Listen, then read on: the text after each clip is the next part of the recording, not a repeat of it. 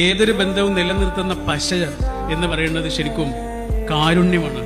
കാരുണ്യം എന്ന് പറഞ്ഞാൽ എന്താ?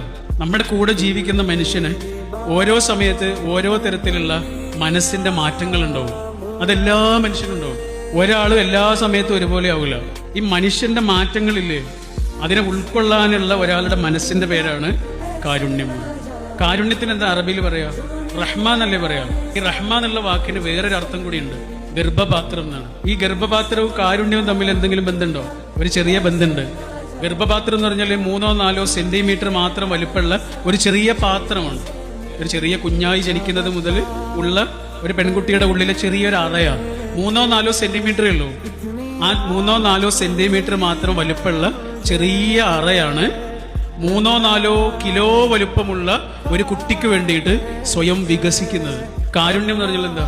ഒരാളുടെ മനസ്സ് വലുതാകുന്നതിന്റെ പേരാണ്.